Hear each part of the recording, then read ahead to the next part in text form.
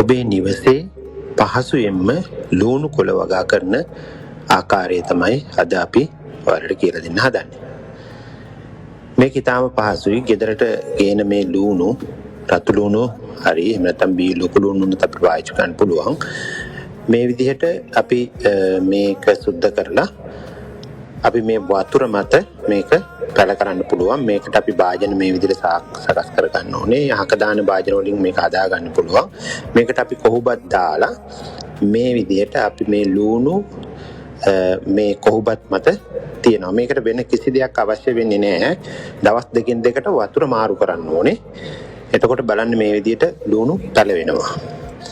ලුණු පැලවෙලා සාමාන්‍යයෙන් දවස් 7කින් විතර අපිට මේකේ කොළ වර්ධනය වෙලා පළවෙනි අස්වැන්න ගන්න පුළුවන්. බලන්න මේ විදිහට මේ ලුණු කොළ වර්ධනය වෙනවා. මේක අපිට ගෙදර ඉඩ ඇති තැනක මේ විදිහට පාරට වැඩි ප්‍රමාණයක් හදා ගන්න ඕන නම් වැඩි බෝතල් ප්‍රමාණයකට මේ විදිහට හදා ගන්න පුළුවන්. බෝතල් අයින් කරලා වතුර මාරු කරන්න පහසුයි මේ ක්‍රමයට. ඊළඟට මේ විදිහට මේ ග්‍රීන් හවුස් එකක් විතර ගෙදරට හදා ගන්න පුළුවන්. හොඳට මේ පොලිතින් වලින් මේ විදිහට කවර් කරලා. ඒතර ඔයාලගේ ගෙදර බලන්න තමාගේ ගෙදර මේ වගේ ග්‍රීන් හවුස් එකක් හදා ගන්න පුළුවන්. තාප් සියුම්බ තාප් පොඩිවට. දැන් බලන්න මේක වර්ධනය වෙනවා. සාමාන්‍යයෙන් දවස් 7ක් වෙද්දී අපිට කොළ අස්වැන්න ගන්න පුළුවන්. විශේෂත්වය වෙන්නේ මේක දිගින් දිගටම අස්වැන්න ගන්න පුළුවන්.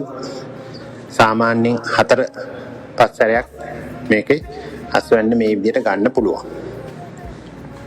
සාමාන්‍යයෙන් ගෙදර හදන කෑම වලට අපිට මේක පාවිච්චි කරන්න පුළුවන්. මේක ඉතා කාබනිකව පිරිසිදුව අපිට වගා කරගන්න පුළුවන්. පහසුයි.